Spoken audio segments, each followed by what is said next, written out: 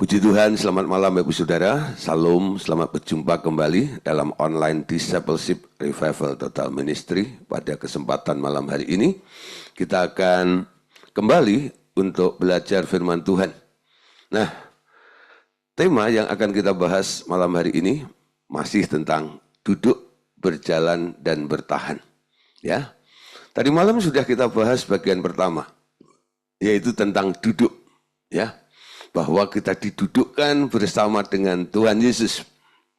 Itu adalah posisi yang diberikan oleh Allah kepada kita sejak kita percaya kepada Tuhan Yesus, ya.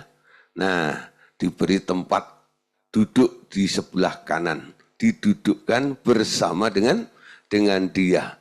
Nah, saudara, ketika kita duduk, berat badan kita ini ditanggung atau diambil oleh kursi yang kita duduki itu loh. Sehingga segala sesuatu sekarang kita ditopang oleh Tuhan. Ya. Nah, itu Kristen kanak-kanak itu kan biasanya seperti itu. Belum minta aja kadang-kadang sudah dikasih sama Tuhan.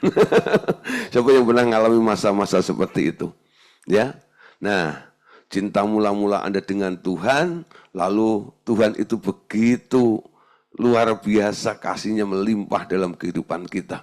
Ini masa-masa Anda diizinkan untuk menempati posisi yang baru. Ya, awalnya Anda berlelah dengan upaya Anda, sekarang dipanggil Tuhan, lalu di dalam Tuhan Anda ditopang oleh Tuhan, didukung oleh Tuhan. Nah, malam hari ini saudara, kita akan masuk bagian yang kedua, yaitu berjalan. Ya, nah, berjalan dalam kehidupan. Bapak Ibu Saudara yang kasih Tuhan, pengalaman hidup sebagai orang Kristen itu selalu dimulai dengan belajar, yaitu belajar duduk dahulu bersama Tuhan Yesus di tempat maha tinggi di surga. Ya, nah di sini Tuhan Yesus telah melakukan segala sesuatu bagi kita. Yang perlu kita lakukan sekarang adalah bersandar dengan menatap kepadanya. Dia telah didudukkan di tahtanya dan sekarang kita terangkat bersama-sama dengan Dia oleh kuat kuasa Allah oleh Allah Bapa. Nah, saudara, sekarang kita perhatikan ya, bukan berlebihan bila dikatakan bahwa semua pengalaman hidup rohani yang benar harus dimulai dengan istirahat. Duduk bersama Dia terlebih dahulu. Tapi setelah duduk harus dilanjutkan dengan berjalan dalam kehidupan ini. Amin. Nah, kalau Anda duduk terus gitu ya, lama-lama ya Anda akan jadi orang yang nggak aktif ya, nggak berguna, nggak berfungsi. Cuman duduk itu lalu disuapin, lama-lama jadi bayi gendut di situ ya. Nah, saudara, jadi harus dilanjutkan untuk masuk dalam perjalanan kehidupan ini. Nah, duduk di sebelah kanan Allah di surga adalah posisi kita di alam roh. Tetapi kehidupan kita di atas bumi harus merupakan hasil nyata dari keadaan duduk bersama Dia di surga. Perhatikan saudara, ya, istilah ini supaya dicamkan baik-baik, diperhatikan baik-baik. Duduk di sebelah kanan Allah di surga itu adalah posisi kita di alam roh. Ya, kita sadari lalu kita terima dengan iman. Karena posisinya di alam roh. Tetapi kehidupan kita di bumi itu harus merupakan hasil nyata dari keadaan ketika kita didudukkan bersama Dia di surga itu. Nah, saudara, saya jadi berpikir begini. Kenapa Allah itu memulai kita pertama kali dengan didudukkan? Sebenarnya bukan Allah mau memanjakan kita sehingga kita menjadi anak yang kolokan, anak yang manja gitu, bukan. Tapi saudara, ini merupakan masa-masa persiapan. Karena sebelum kita berjumpa dengan Tuhan, panggilan umum, ya kalau Anda melihat di dalam Yohanes, ya Matius pasal 11, maksud saya ayat 28, Yesus berkata, marilah kepadaku, hei kalian semua yang letih, lesu, dan berbeban berat, aku akan memberikan kelegaan kepadamu. Jadi sebelum kita berjumpa dengan Tuhan, kita ini orang yang capek. Kita ini adalah orang yang lelah, betul? Kita adalah orang yang letih, penuh dengan beban dalam kehidupan ini. Tapi sejak berjumpa dengan Tuhan Yesus, semua masalah letih, lelah, capek dalam kehidupan Anda itu diselesaikan oleh Tuhan. Betul? Lalu Anda boleh mendapatkan kelegaan. Ketika Anda didudukkan bersama dengan Tuhan Yesus, rasanya lega. Betul? Rasanya lega. Ketika Anda sudah lega, Anda mulai dipulihkan oleh Tuhan. Sekarang, saudara, dalam keadaan dipulihkan itu, Allah mulai melatih kita untuk berjalan bersama dengan Dia. Amin. Berjalan, menghidupi hidup ini. Saudara, kalau Anda melihat di dalam Alkitab, di dalam kitab Efesus ya khususnya, ditulis 9 kali kata hidup, hidupmu, hiduplah. Ya. Jadi ditulis 9 kali kata hidup, hidupmu, dan hiduplah. Dan kata itu merupakan kata kunci dalam pasal 2 sampai dengan pasal 5. Cara hidup yang mencerminkan keadaan duduk bersama Dia di surga. Hidup cara bersandar kepada Yesus. Coba kita lihat satu ayat lebih dulu. Dari Efesus pasal 4 ayat 1 sampai ayat yang kedua. Ya, kita baca sama-sama. Efesus pasal 4 ayat 1 sampai ayat yang kedua. Sebab itu aku, orang yang dipenjarakan karena Tuhan, menasihatkan kamu supaya hidupmu sebagai orang-orang yang telah dipanggil, orang yang telah dipulihkan dari keadaan letih, lesu, berbeban berat, berpadanan dengan panggilan itu. Ayat 2, hendaklah kamu selalu rendah hati, lemah lembut, dan sabar. Tunjukkanlah kasihmu dengan saling membantu. Nah, di sini Anda lihat sebuah nasihat yang diberikan oleh Paulus. Ya, sebab itu aku orang yang dipenjarakan karena Tuhan menasihatkan kamu supaya hidupmu sebagai orang yang telah dipanggil, telah didudukkan bersama dengan Kristus itu berpadanan, gitu ya, berpadanan. Jadi sinkron dengan apa yang Tuhan mau lakukan untuk Anda. Kenapa Dia menopang Anda, kenapa Dia memulihkan Anda, kenapa Dia menyembuhkan Anda, kenapa Dia membangkitkan Anda. Nah, di sini Anda harus sepadan dengan itu. Karena ini merupakan sebuah persiapan supaya keadaanmu fit. Ya. Sehingga ketika mau diajak jalan bersama dengan Tuhan, Anda nggak merasa letih. Karena apa? Anda telah dipulihkan lebih dahulu. Efesus 4, 17, 23, dan 24. Sebab itu kukatakan dan kutegaskan, ini kepadamu di dalam Tuhan, janganlah hidup lagi seperti orang-orang yang tidak mengenal Allah. Dengan pikirannya yang sia-sia.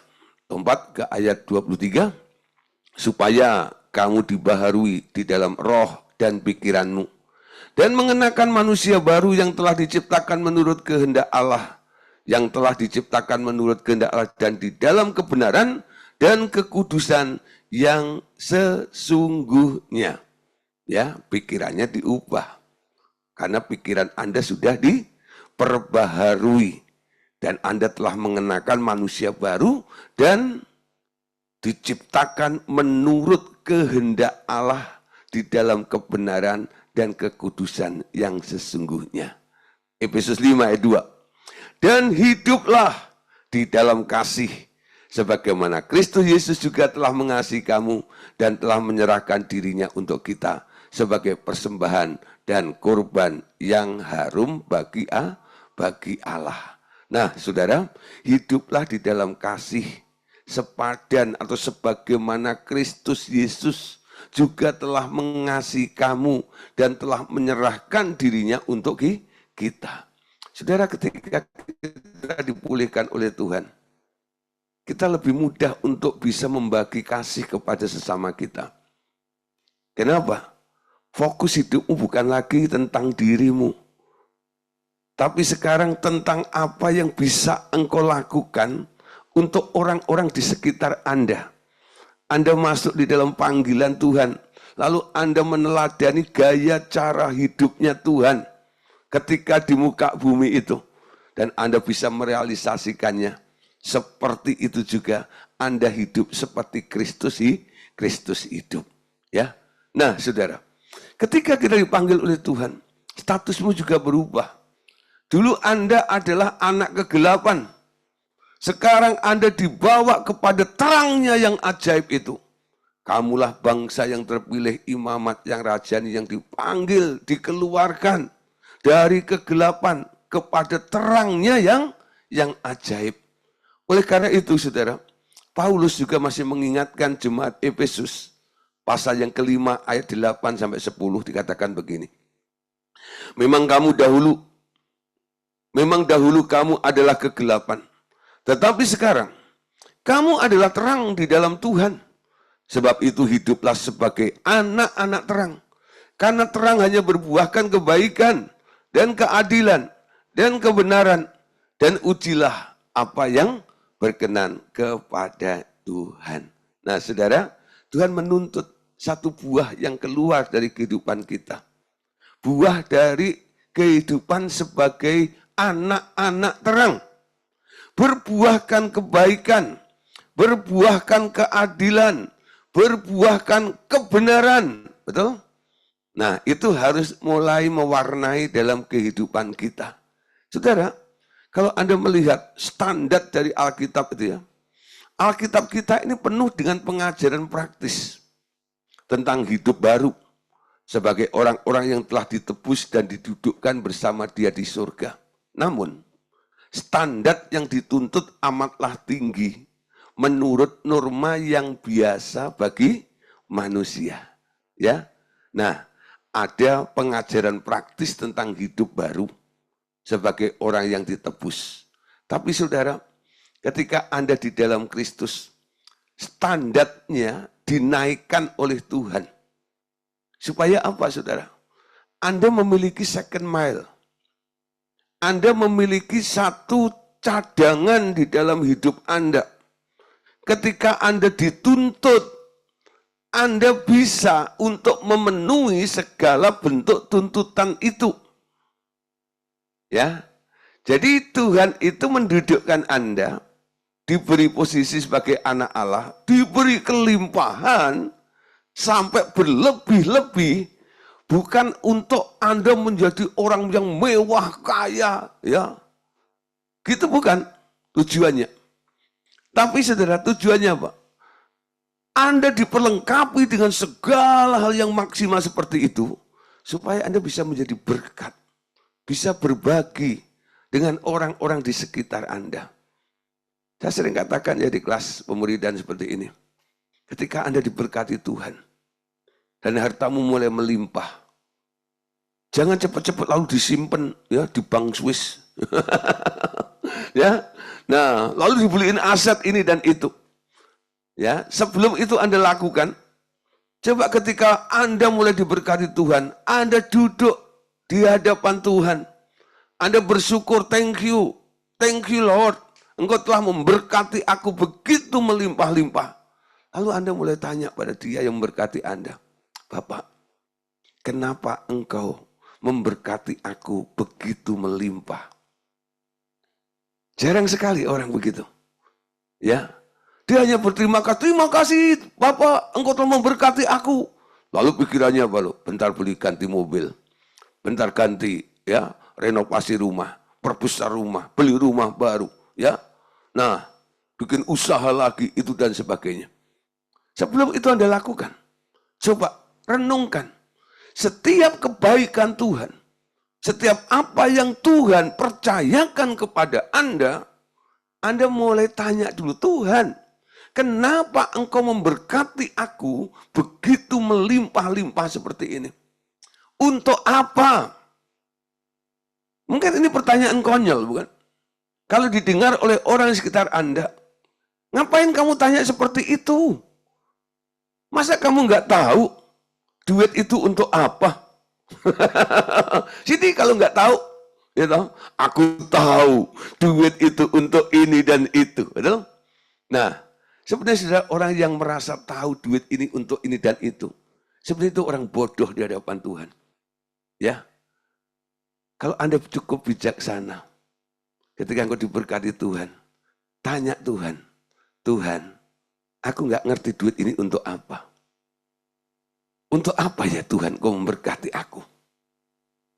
Tuhan akan tersenyum. Bapak di surga akan tersenyum. Ini anak baik nih.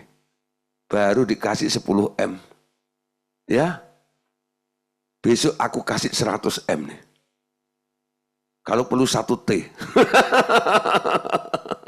Karena apa? Semua apa yang diberikan oleh Tuhan tidak dipakai untuk kepuasan diri. Tapi untuk memanifestasikan Tuhan di dalam hidupnya. Sehingga Tuhan itu bisa dikenal melalui kehidupan kita. Amin. Nah, saudara, memang ya standarnya lebih tinggi daripada standar orang lain, betul? Normanya diangkat lebih tinggi dari norma yang biasa bagi manusia. Memang hal itu hanya dapat dilakukan bila seseorang telah mengerti bahwa kesanggupan Allah juga yang akan melakukan semua itu bagi dirinya. Nah, saudara, kalau standar hidupmu dinaikkan, jangan Anda protes.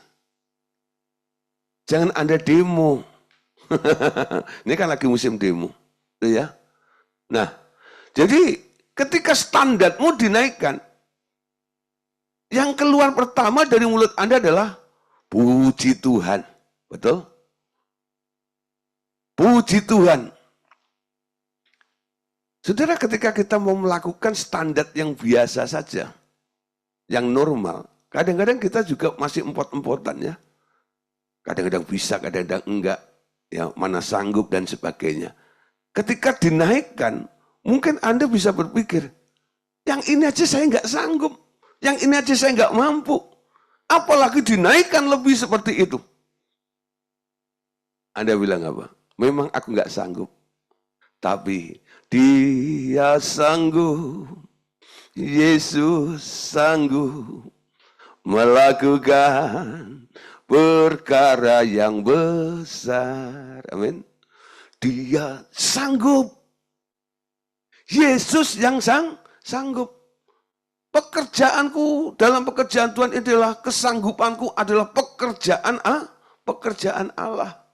Kalau aku bisa, ini bukan karena aku, tapi karena Tuhan yang melakukannya di dalam aku. Amin. Nah, saudara, sekarang kita mulai mengerti. Kenapa semakin hari semakin kita ikut Tuhan? Awalnya kan nggak banyak larangan ini, larangan itu, betul? Kadang-kadang nyerempet-nyerempet, salah sedikit gitu, kadang-kadang kok nggak dihukum ya. Tapi selanjutnya saudara, baru mikir aja, belum melakukannya. Kenapa sudah mendapat teguran dari Tuhan? Kita bilang, ya, hukum Taurat mengatakan, jangan membunuh. Betul ya? Hukum anugerah bilang, kalau kamu membenci saudaramu, kamu sudah sama dengan si pembunuh itu. Betul? Jangan berzina. Hukum anugerah bilang apa? Kamu memandang perempuan, lalu berpikir dan menginginkan, dan berpikir ini dan itu atas perempuan itu. Kamu sudah berzina juga. Nah, saudara, ditingkatkan seperti itu. Tapi kita tahu, saudara, Tuhan juga bukan hanya menghentikan perbuatan kita, tapi Dia juga akan membereskan sampai kepada pikiran hati Anda. Semua dikuduskan di hadapan Allah, disucikan di hadapan Allah, supaya engkau bisa berpikir pikiran yang mulia, pikiran yang benar, pikiran yang manis, betul ya? Bukan pikiran yang salah. Hatimu juga akan dibereskan. Ini membuat Anda nanti akan tampil beda, lebih daripada rata-rata orang-orang di sekitar kita. Nah, saudara, sampai satu level, saudara, Anda ditarik, saudara, untuk mencapai kesempurnaan Bapak. Saudara, sejak Adam memakan buah pengetahuan hal baik dan jahat, manusia membuat sendiri norma-norma untuk segala hal, berdasarkan baik dan jahat, benar dan salah. Di kalangan orang manusia biasa, itu standarnya adalah tentang perkara baik dan jahat, benar atau salah. Di situ, ya. Kenapa? Mereka punya standar seperti itu. Karena ketika manusia jatuh dalam dosa, yang dimakan nama dari buah itu adalah buah pengetahuan tentang hal yang baik dan yang jahat. Jadi sebelum makan buah itu, Adam tahu tentang hal baik dan jahat enggak? Halo? Adam tahu tentang hal baik dan jahat belum? Enggak. Kalau kamu makan buah itu, kamu akan tahu tentang hal yang baik dan yang jahat. Jadi sebelum makan dia tahu enggak? Enggak tahu. Betul? Lah yang ditahu Adam apa? Bukan tentang hal yang baik. Bukan tentang hal yang jahat. Yang ditahu oleh Adam adalah kebenaran. Betul? Karena dia makan buah pohon kehidupan. Yang isinya adalah kebenaran, kebenaran, dan kebenaran. Amin. Jadi menjadi orang Kristen yang sudah dilahirkan baru, menjadi manusia baru, ciptaan baru di dalam Allah. Standarmu bukan perkara baik dan jahat. Itu standarnya orang di luar yang lahir baru. Orang rata-rata, orang dunia, betul? Paling top jadi orang baik. Tapi Anda harus jadi orang benar. Amin. Jalan hidup orang benar. Seperti terang. Yang semakin hari semakin terang seperti siang tengah hari. Itu sampai terangnya sempurna. Gak ada bayangan sedikit pun. Betul-betul. Ini adalah kebenaran sejati. Kebenaran yang murni. Amin. Nah, jadi benih Adam itu harus dikikis habis dari diri kita. Jangan melihat segala sesuatu, ini hanya sekedar, ini kan baik nih. Apa yang baik belum tentu benar. Betul? Ya, apalagi salah. Salah itu pasti nggak baik. Kalau baik belum tentu benar. Jadi Anda tahu ya, dari salah menjadi orang baik, sekarang ditingkatkan untuk Anda jadi benar. Amin. Nah, saudara, seumpama ini, bila saja Adam tak makan buah itu, tetapi sebaliknya ia makan buah pohon kehidupan, ia tidak memakai norma baik atau jahat.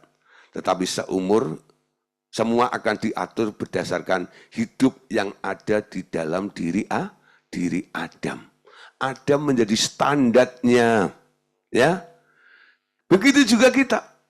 Sejak Anda dipindahkan hidup di dalam Kristus, Anda juga harus mengganti norma-norma hidup Anda dari menuntut hak atau kebenaran terhadap orang lain menjadi norma baru bahwa Anda memiliki hidup Yesus yang serba mampu menutup segala kesalahan orang yang terus-menerus mengalir di dalam Anda. Amin. Nah, Anda harus hidup dengan standar yang sempurna. Jauh lebih tinggi dari dunia. Tak ada yang lebih merusak kesaksian hidup kekristenan Anda daripada hidup dengan standar benar atau salah. Atau menuntut kebenaran dari orang lain. Amin. Nah, siapa di sini yang masih menuntut? Ya, menuntut orang lain. Nah, Matius pasal 5 ayat 43 sampai 44.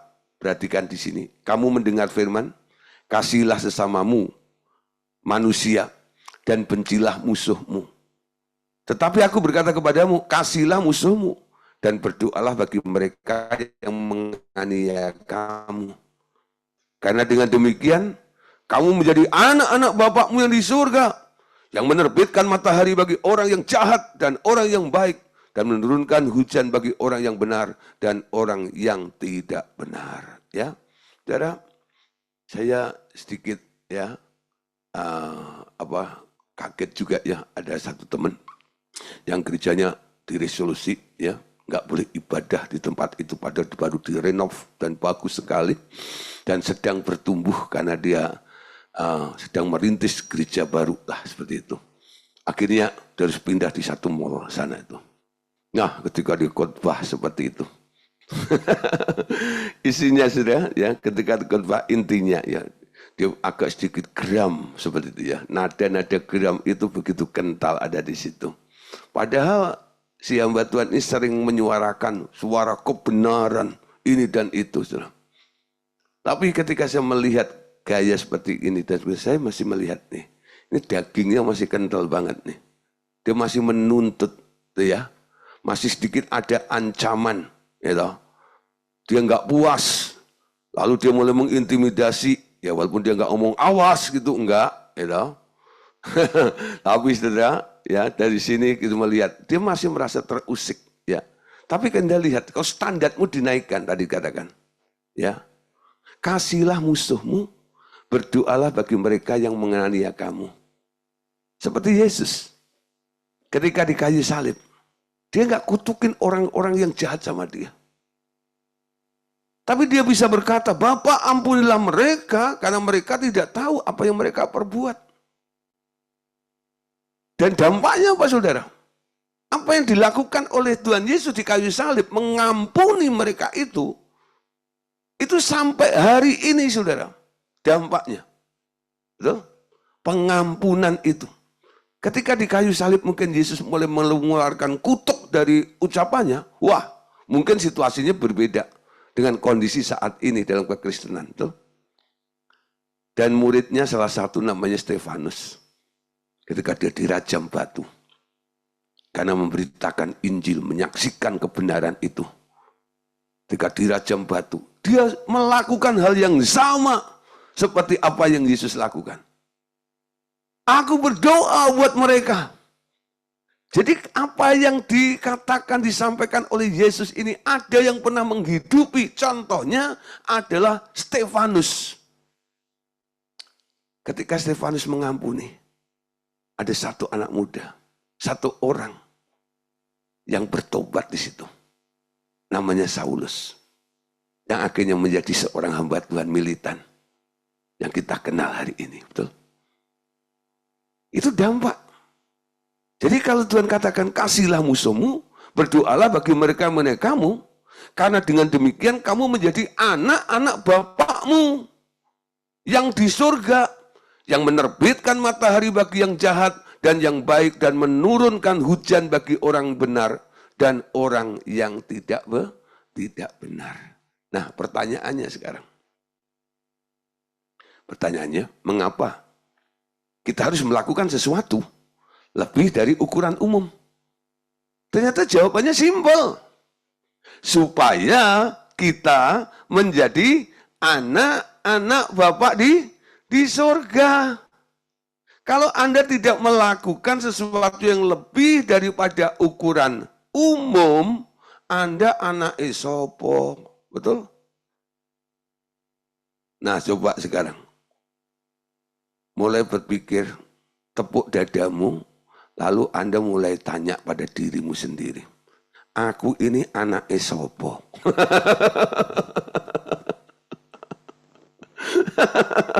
Aku ini anaknya siapa? Betul?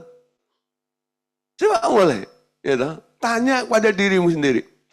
Aku ini anaknya siapa? Jangan ngaku-ngaku. Ya, aku adalah anak Allah. Standar hidupmu sudah di atas rata-rata atau belum?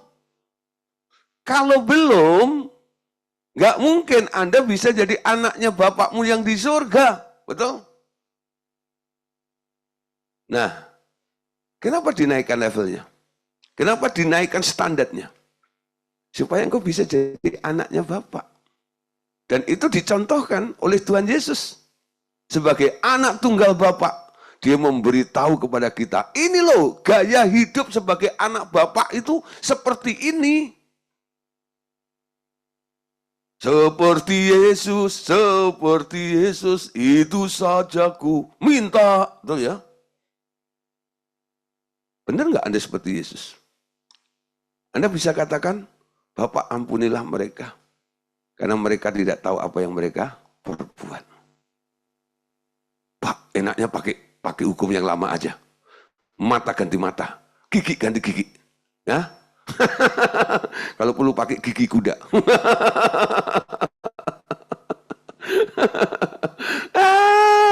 Kalau masih seperti itu, saudara, Anda nggak mungkin bisa jadi anaknya Bapak. Nah, coba Anda lihat lagi ayat 46 sampai 48. Apabila kamu mengasihi orang yang mengasihi kamu, apakah upahmu? Bukankah pemungut cukai juga berbuat demikian? Dan apabila kamu hanya memberi salam kepada saudara-saudaramu saja, apakah lebihnya daripada perbuatan orang lain? Bukankah orang yang tidak mengenal Allah pun berbuat demikian? Karena itu, haruslah kamu sempurna, sama seperti Bapakmu di surga adalah sempurna. Ditarik, berjalan bersama dengan Tuhan untuk dibawa kepada satu tujuan, menjadi sempurna. Jangan pernah berhenti bertumbuh kalau belum sempurna. Nah, pertanyaannya, kalau tuntutannya begitu tinggi, bagaimana memenuhi standar sempurna itu? Semua yang mengandalkan kuat kuasanya yang bekerja di dalam kita. Bagian kita hanya menyadari adanya kuasa itu sejak kita menerima Tuhan Yesus di dalam kita. Kuasa itu berasal dari posisi yang dikaruniakan kepada kekuatan kita, kepada kita. Betul ya? Mengandalkan kuat kuasa Tuhan.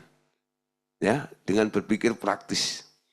Kalau Tuhan tuntut saya untuk sempurna, saya pasti bisa sempurna. Karena Bapakku, Dia bisa membawa aku, mengubah aku menjadi sempurna. Amin. Anda nggak bisa sempurna dengan upayamu sendiri. Anda bisa sempurna kalau Anda nurut sama Bapak. Nah, jadi bisa dikatakan kekuatan orang Kristen terletak di dalam keadaan istirahatnya, nurut, betul? Di dalam Kristus. Ia hidup, berjalan, tetapi duduk. Ini sedikit aneh ya. Hidup, jalan, tapi duduk. Bayangkan seperti seorang cacat yang duduk di kursi roda, bermesin. Ia duduk, tetapi dapat bergerak ke sana, kemari. Amin. Capek enggak? Enggak. Ya. Nah, saudara. Ketika mertua saya dulu ya, sebelum meninggal, mulai susah jalan dan sebagainya. Lalu masih pengen jalan, ya ikut kita pergi gitu. Nah, akhirnya ya sudah, bawa naikin mobil, habis itu turunin, taruh di kursi roda. Wah, kita sudah jalan, muter-muter capek saudara. Ditanya, ya Pak, sudah capek belum? Dia bilang, belum. Iya dia duduk, dia muter-muter mall, satu semua segala macam. Kita sudah capek gitu, dia belum capek. Kenapa? Karena dia duduk, sambil jalan. Nah itu ibaratnya seperti orang yang duduk di kursi roda, didorong, gitu ya, lalu dia jalan. Kekuatannya di mana? Kekuatannya dari yang dorong tadi itu. Dia hanya duduk di kursi rodanya. Betul? Bukan berarti di sini saya bilang Anda orang cacat, enggak. Ini hanya gambaran saja. Ibaratnya Anda jalan tapi duduk, betul? Ditopang oleh Tuhan. Ketika Anda berjalan di dalam dunia ini bersama dengan Tuhan, bukan kekuatanmu, tapi karena Tuhan. Berjalan bersamamu, ku takkan goyah, sebab tangan kasih-Mu. Tangan Tuhan menopang kita. Tangan Tuhan menuntun kita. Tangan Tuhan menguatkan kita semuanya. Kalau hari ini Anda capek jalan di dunia, karena Anda jalan sendiri, sekarang jalan bersama dengan Yesus. Pakai kekuatan Allah di dalam dirimu. Betul? Nanti Anda lihat, saudara. Anda bisa melakukan perkara-perkara yang besar. Ajaib. Kenapa? Dia yang mendorong engkau. Akan membawa ke tempat sesuai dengan apa yang dia mau. Betul? Jadi arahnya yang menentukan siapa? Bukan yang duduk. Yang menentukan arahnya adalah yang mendorong kursinya itu. Nangkep, saudara? Jadi ketika engkau duduk, engkau didorong oleh Tuhan, diajak jalan bersama dengan Tuhan. Yang punya tujuan bukan Anda. Yang mempunyai tujuan adalah yang mendorong Anda, yaitu Tuhan di dalam hidup Anda. Akibatnya apa? Efesus 3, ayat 20-21. Bagi dia yang dapat melakukan jauh lebih banyak daripada apa yang kita doakan atau pikirkan. Seperti yang ternyata dari kuasa yang bekerja di dalam kita. Bagi dialah kemuliaan di dalam jemaat dan di dalam Kristus Yesus turun-temurun sampai selama-lamanya. Amin. Nah, bagi dia yang dapat melakukan jauh lebih banyak daripada apa yang bisa Anda doakan. Atau apa yang bisa Anda pikirkan. Seperti yang ternyata dari kuasa yang bekerja di dalam kita. Sehingga kita bisa bilang, bagi dialah kemuliaan sampai selama-lamanya. Amin.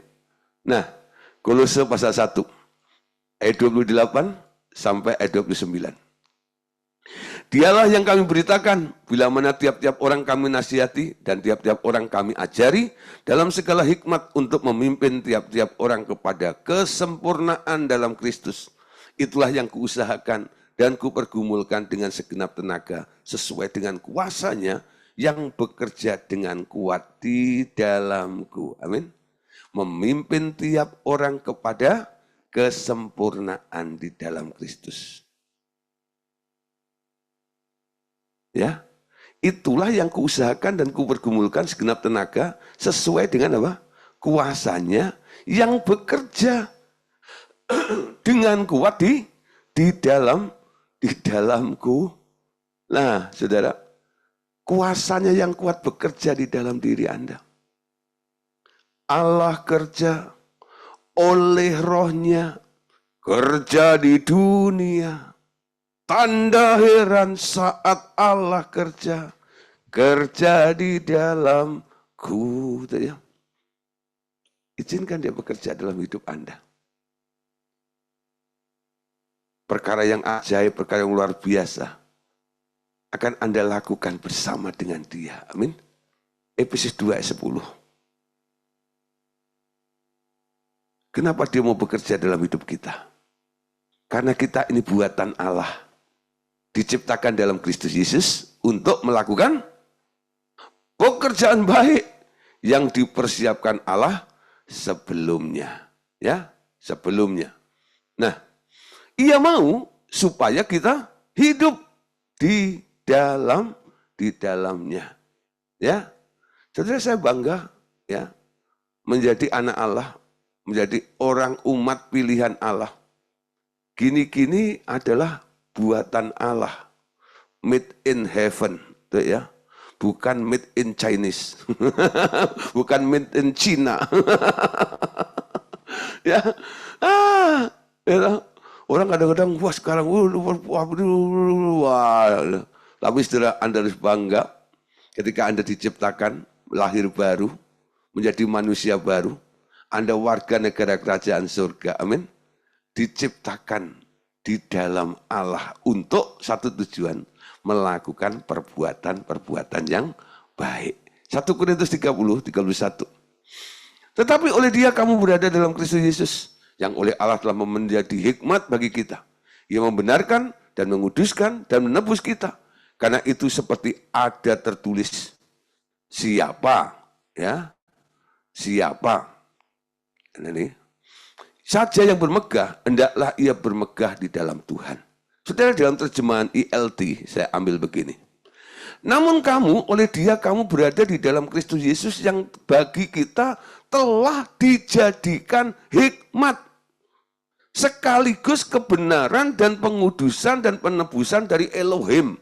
Sehingga sebagaimana yang telah tertulis, siapa yang bermegah, biarlah dia bermegah di dalam Yahweh.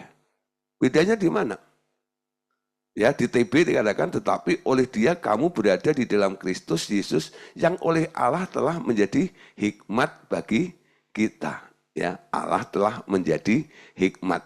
Tapi dalam ILT-nya dikatakan, oleh Dia kamu berada di dalam Kristus Yesus yang bagi kita telah dijadikan hikmat. Ya, sekaligus kebenaran dan pengudusan dan pembenaran. Artinya apa, saudara? Ketika kita dituntut begitu luar biasa berjalan bersama dengan Tuhan, pasti, saudara, ada hikmatnya, betul? Kenapa?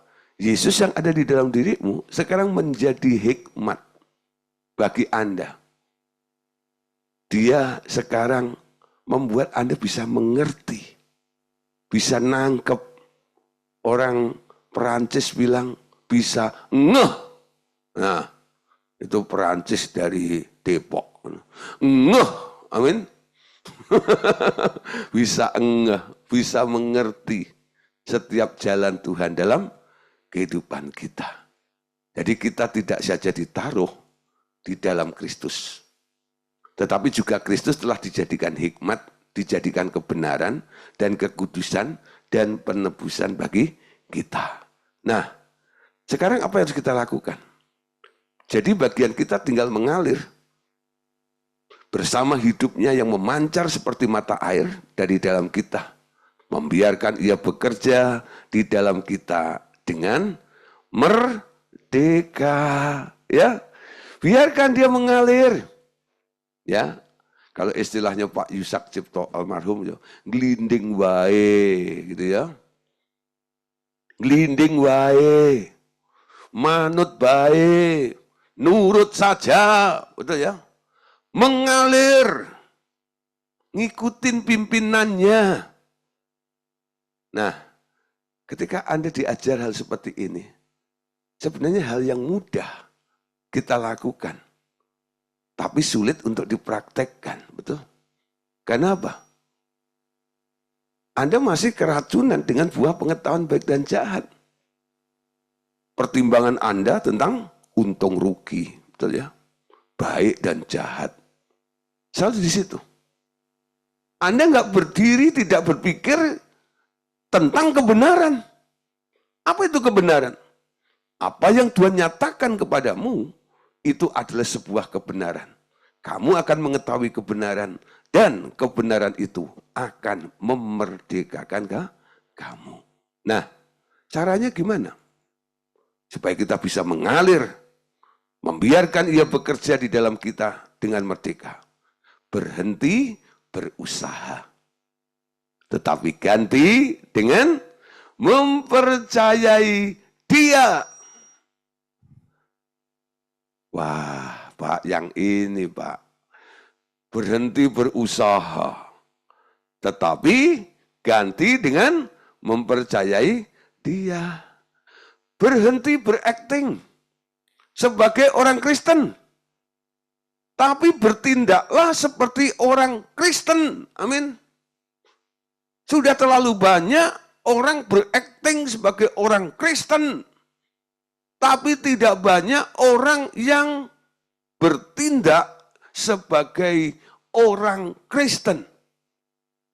Sudah terlalu banyak orang berbicara seperti orang rohani, memakai etikat sebagai orang Kristen, tetapi semua dilakukan dengan kekuatan dagingnya sendiri. Berhenti acting sebagai orang Kristen.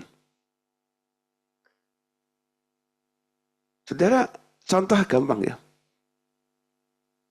Orang-orang yang ditangkap KPK, ternyata ada nama yang di Alkitabnya.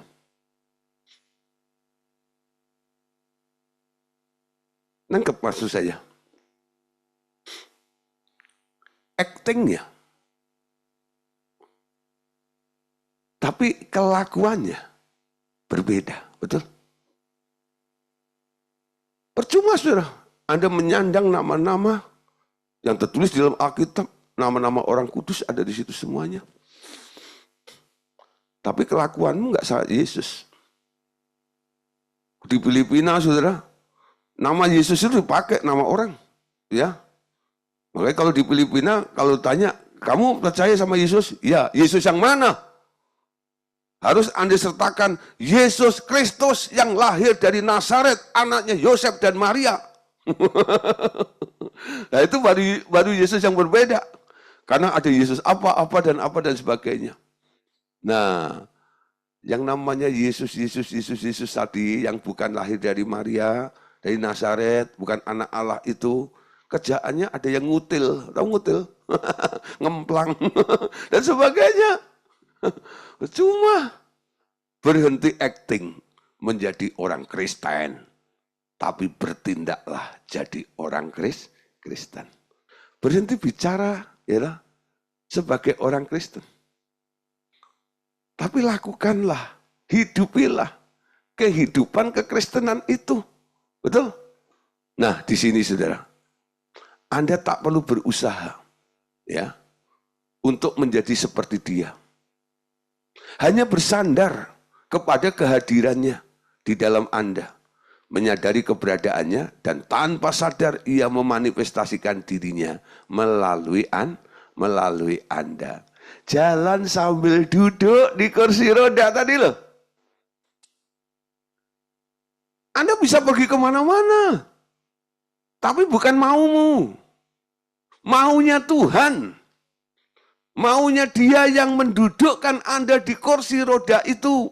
Lalu Dia dorong Anda kemana Dia mau. Amin. Saya mau ikut Yesus. Wah, lanjutnya. Oh, saya mau ikut Yesus sampai selama-lamanya. Mau ikut Yesus? Ya. Mengikut Yesus keputusanku. Amin. Tuhan, aku mau ikut Engkau. Aku mau ikut maumu Tuhan. Amin. Nah saudara, di sini Anda nggak perlu berusaha untuk bisa menjadi seperti Dia. Bersandar aja. Anda yakin Dia hadir di dalam hidup Anda. Dan sadari keberadaannya. Di sini tanpa Anda sadari, Dia yang ada di dalam dirimu akan memanifestasikan dirinya melalui Anda. Sehingga orang sekitar Anda akan melihat dampaknya. Senyummu kok kayak Yesus ya. Tatapan matamu kok kayak Yesus ya. Bicaramu kok kayak Yesus ya. Hatimu kok kayak Yesus ya. Anda sendiri kaget, masa sih? Iya. Dulu kamu itu bawel, ngomel, ember, ini dan itu dan sebagainya. Kok sekarang perkataanmu itu berkualitas, penuh hikmat, dan sangat berharga, menguatkan, dan ini dan itu dan sebagainya. Kok kayak Yesus ya? Kan Yesus sedang memanifestasikan dirinya melalui Anda. Nah, oleh karena itu, pergunakan waktu, saudara. Dalam menjalani hidup di dalam Kristus, ada unsur bagaimana Anda mempergunakan waktu Anda. Jangan bebal, tapi bertindaklah dengan bijaksana atau arif. Amin. Nah, dalam perumpamaan 5 darah yang bijak dan 5 darah yang bodoh, mengapa yang 5 itu disebut bijaksana? Jawabannya adalah karena mereka sedia minyak di samping lampunya yang sudah menyala. Punya persiapan, punya cadangan, betul? Ikut Yesus itu enggak, ya pokoknya ikut aja, enggak. Ya, jadi harus ada keinginan lebih lagi untuk Anda bertumbuh. Minyak cadangan menunjukkan keadaan kepenuhan Roh Kudus bukan saat-saat tertentu, tetapi terus-menerus. Kapan saja siap dipakai oleh Tuhan, selalu penuh dengan Roh Kudus. Amin. Nah, pertanyaan berikut. Mengapa diambil anak darah sebagai gambar mereka yang akan memasuki perjamuan kawin? Ya. Demikian pula dalam Wahyu 14 ayat 4. Mengapa 144.000 orang yang berdiri di Bukit Sion bersama anak domba itu digambarkan murni seperti perawan? Dan mengapa mereka juga disebut sebagai korban yang sulung? Nah, ini istilah-istilah yang dipakai ya. Karena mereka itu tidak menyia-nyiakan waktu. Ada harga yang dibayarnya, betul? Efesus 5 ayat 15-16. Karena itu perhatikanlah dengan seksama bagaimana kamu hidup. Janganlah seperti orang bebal, tetapi seperti orang arif. Dan pergunakanlah waktu yang ada karena hari-hari ini adalah jahat. Tadi digambarkan seperti 10 anak darah. Ya. Pada waktu itu, hal kerajaan surga seumpama 10 gadis yang mengambil pelitanya dan pergi menyongsong mempelai laki-laki. 5 diantaranya bodoh dan 5 bijaksana. Akan tetapi waktu mereka sedang pergi untuk membelinya, datanglah mempelai itu dan mereka yang telah siap sedia masuk bersama-sama dengan dia ke ruang perjamuan kawin, lalu pintu itu ditutup. Kemudian datang juga gadis-gadis yang lain dan berkata, Tuan, Tuan, bukakanlah kami pintu. Tetapi ia menjawab, aku berkata kepadamu sesungguhnya, aku tidak mengenal kamu, karena itu berjaga-jagalah, sebab kamu tidak tahu akan hari maupun akan saatnya. Ya, nah saudara, yang bijaksana akhirnya lolos. Masuk bisa ikut pesta perjamuan. Yang bodoh, gedor-gedor pintu. Dari dalam cuma ada satu jawaban. Terlambat sudah kau datang padaku. Pintu sudah tertutup, sudah. Pintu apa? Pintu anugerah, pintu kesempatan. Kesempatan Anda didudukkan bersama dengan Yesus. Tidak Anda gunakan sebaik-baiknya. Nah, hanya untuk memuaskan keinginanmu saja. Bijaksana. Arah hidupmu itu kemana? Makanya jangan cari ya gereja atau hamba-hamba Tuhan yang hanya bicara tentang solusi hidup saja. Cari pengajaran. Yang mengajari, membawa Anda untuk menemukan kebenaran. Di RTM ini Bapak Saudara, Anda boleh bersyukur ada di kelas online Discipleship Revival Total Ministry ini. Kami tidak hanya bicara tentang solusi hidup, tapi saya membawa Bapak Ibu Saudara untuk meningkatkan pertumbuhan Anda. Diubah to be like Jesus. Menjadi serupa dengan Yesus. Sempurna seperti Bapa di surga sempurna. Targetnya bukan hanya lolos dari antikris. Bukan hanya ikut pesta. Ya, perjamuan kawin anak domba dan masuk dalam kerajaan 1000 tahun. Tapi Anda bisa lolos masuk dalam langit baru, bumi baru. Bahkan lebih lagi, Anda bisa masuk vilanya Bapak yang namanya Yerusalem baru, kota Allah yang kudus. Dan itu limited. Enggak semua orang bisa ada di sana. Perlu dipersiapkan. Amin. Ya, kalau Anda nggak mau dipersiapkan ya sudah, ya nggak apa-apa. Tapi kalau Anda mau dipersiapkan, saya percaya nanti kita bisa kumpul sama-sama di sana. Amin. Itu harapan saya. Biar ini juga menjadi harapan bagi Bapak Ibu Saudara. Amin. Nah, Saudara, kembali kepada 10 darah tadi. Ke-10 gadis itu semua membawa pelita yang menyala. Yang bijaksana selalu membuat dirinya siap untuk segala keadaan. Tidak membuang waktu atau menunda-nunda sampai besok. Apa yang mereka dapat lakukan sekarang. Amin. Jadi ketika Tuhan bicara, Tuhan menyuruh Anda, Tuhan menuntun Anda, jangan tunda waktunya. Kalau Anda menunda, ada spare. Nah, spare-nya itu kadang-kadang dipakai, dimanfaatkan oleh si iblis. Jangan beri kesempatan kepada iblis. Ketika Anda mendengar perintah itu, ajakan itu, cepat katakan, ku jawab, ya, ya, ya. Lalu Anda lakukan, Anda kerjakan bersama dengan Tuhan. Itu namanya bijaksana. Ada unsur selalu siaga dan memanfaatkan kesempatan dan waktu dengan cermat. Sedang yang bodoh tidak memperhitungkan kemungkinan lambatnya sang mempelai sehingga prediksinya salah. Mereka yang selalu menjaga diri dalam keadaan siaga dan memperhitungkan segala kemungkinan mereka lah yang masuk ke dalam pesta perjamuan kawin anak domba. Amin. Nah, Wahyu 14 ayat 1-4. Lalu aku melihat sesungguhnya anak domba berdiri di Bukit Sion, ya. Berdiri di Bukit Sion. Dan bersama-sama dengan dia 144.000. Jumlahnya ada ya. Orang dan di dahi mereka tertulis namanya dan nama bapaknya. Aku mendengar suatu suara dari langit, bagaikan desau air bah, dan bagaikan deru guruh yang dahsyat. Suara yang kudengar itu seperti bunyi pemain kecapi yang memetik kecapinya.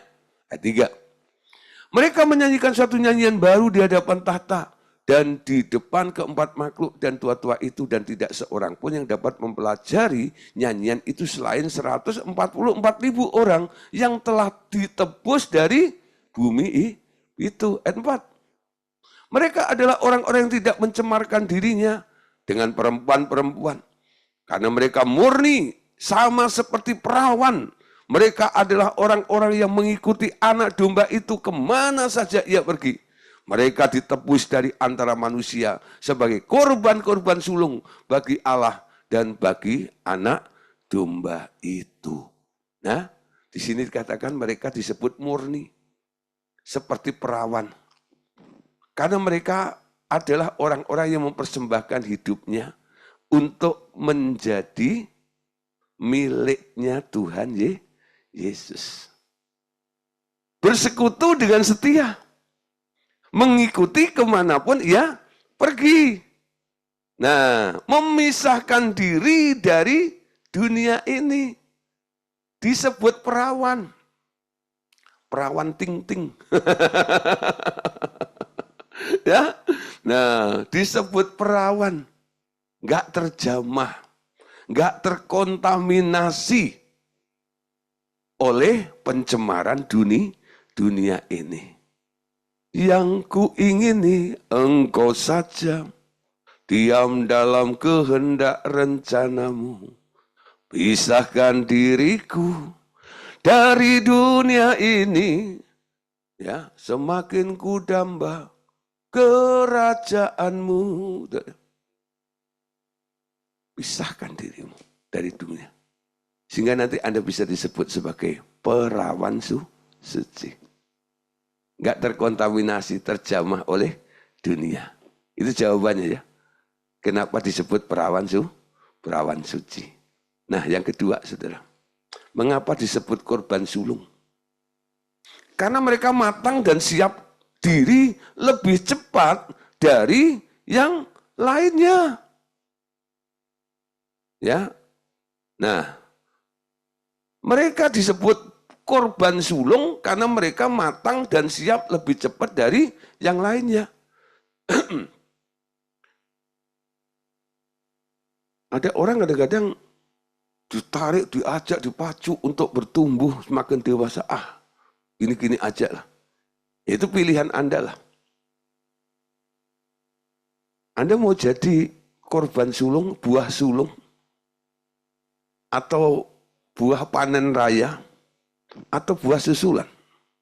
Hanya ada 3 buah yang akan dipetik oleh petani nanti.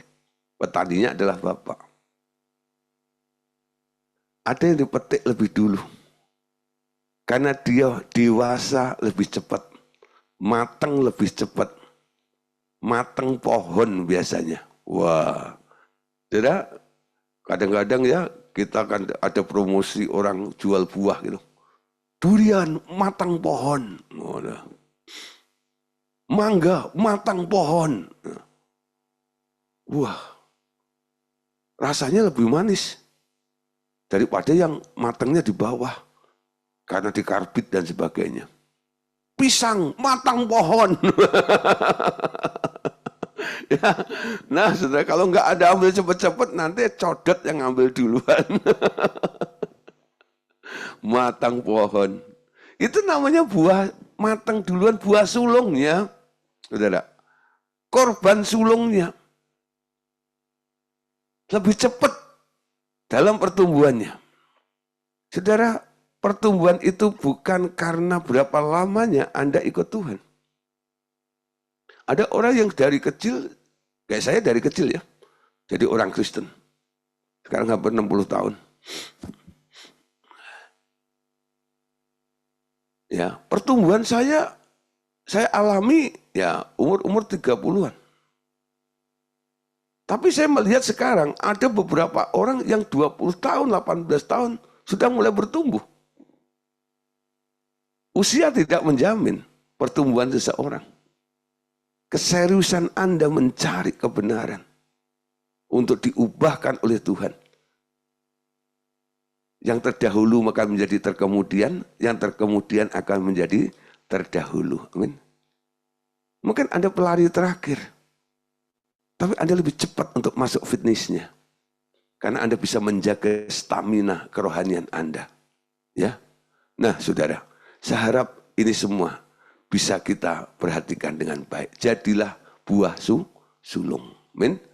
Atau korban sulung.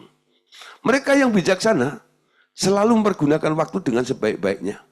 Bahkan Paulus katakan, ia menguasai diri dalam segala hal dan tidak hanya berjalan, tetapi ia juga berlari. Untuk apa? Untuk mengejar semuanya itu harus dicapai dengan berlari. 1 Korintus 9 ayat 25 sampai 26.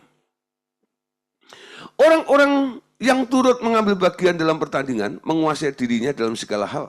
Mereka berbuat demikian untuk memperoleh mahkota yang fana, tetapi kita untuk memperoleh mahkota yang abadi. Sebab itu, aku tidak berlari tanpa tujuan dan aku bukan petinju yang sembarangan memukul. Ya, nggak sembarangan ikut Tuhan itu, ada targetnya. Jadi kalau Anda ditanya, ngapain Anda ikut pemuridan? Anda bisa jawab, saya mau bertumbuh, Pak. Kenapa engkau ikut doa pagi? Saya mau bertumbuh, Pak. Saya mau lebih mengenal Tuhan lagi. Harus ada tujuannya. Ya, jangan hanya membuang waktu. Ya Pak, daripada nganggur, daripada bengong di rumah, ya mending buka Zoom, nanti bisa lihat Pak Gideon nyanyi, bisa lihat Pak Gideon khotbah. Nah, itu cukup menghibur saya. Ada saja ya. Orang-orang kadang-kadang cuma begitu. Ya, tapi nggak memperhatikan materi yang diajarkannya.